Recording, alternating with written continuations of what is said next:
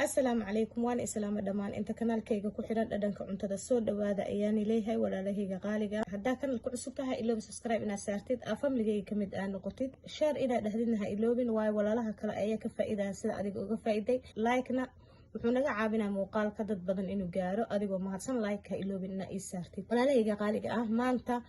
waxaan rabaa inaan iga faa'iideeyo wax yar aniga aan ka faa'iiday ilmo yar ma haysato oo suulka nuugayaan oo suul nuug ah aad ka jir weyda suulka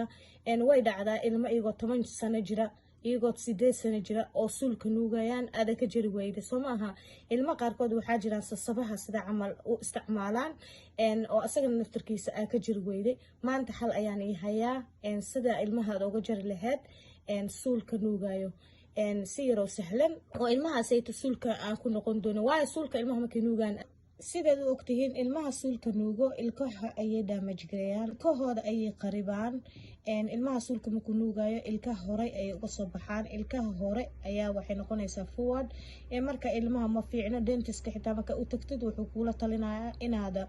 suulka ka jirtid laakiin wuxuu ku dhahayaa suulka tijaabi ina markasta ilmaha gacanta ka bixisid laakiin ilmahana waxay u tahay xaraaro waa wax ay u barteen waa wax aad ka jari karin waa wax ma artaa waa sida adigoo kale shaah marka u baratay ina cabto shahi ama koofiinka hada cabaysi waa wax ku qabanayo ma oo marka ilmahan ayaga sida camal ay u tahay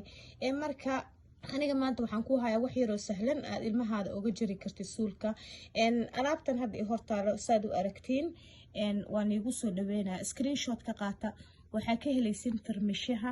kan kugu dhow dadka Afrika jooga ma garan karin meel ay ka helayaan laakiin Ingiriiska hadaa joogtid waxaa ka helaysaa bootska ayaa ka helaysaa marka alaabtan waxaa loogu talagalay ilmaha 3 sano markuu gaaro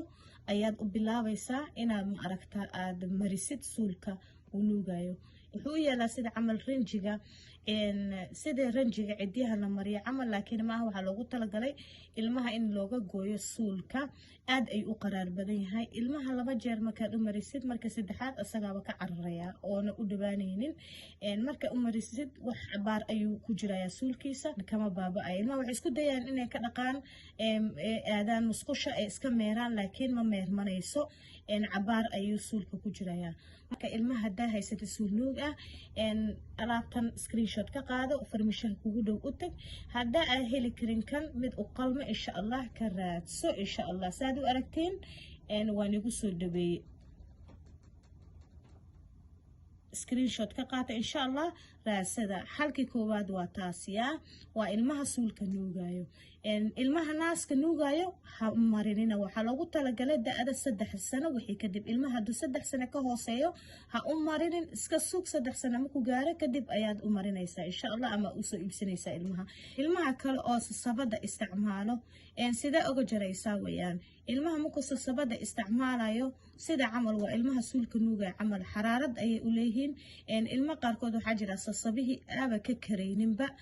wax kasto oo sameeysid waxay rabaa sababaha inay ku seexdaan ma seexan karaan sabab la'aantooda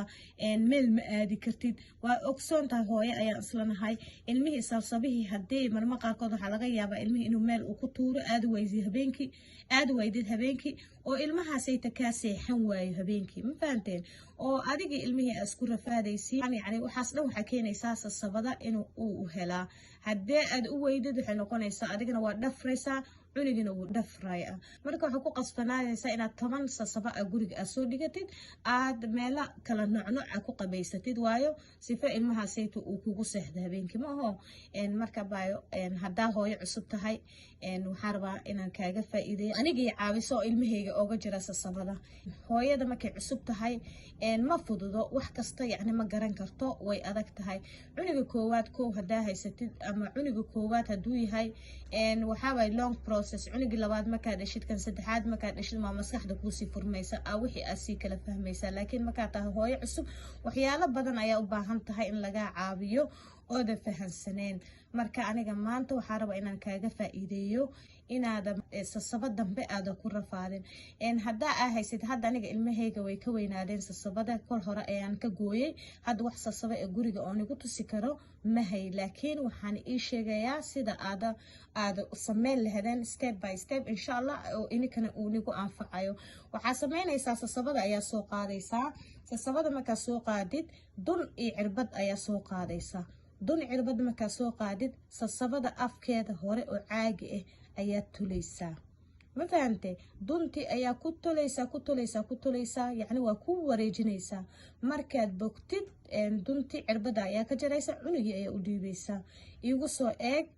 insha Allah comment-kana igu soo qor natiijadaada cunugii markaas sasabada u dhiibtid wuxuu arkayaa cunugii sasabada wuu haystaa laakiin ma cabi karo ma fahantay yacni ma isticmaali karo marka cunugii wuxuu fahmayaa inay wax qaldan yihiin kuguma oynayo wuu accept garanaya yacni wuu qaabilayaa markaas inay yacni sasabadiisa ee sidaa noocaas ay isku bedeshay afka markuu geliyo wuu kasoo tuuri wuu is iloobi haddana wax yar kadib markuu ciyaaro cunugii haddana wuu soo qabsan afka ayuu gashanayaa markuu gashto haddana wuxuu arkaa sasaabadan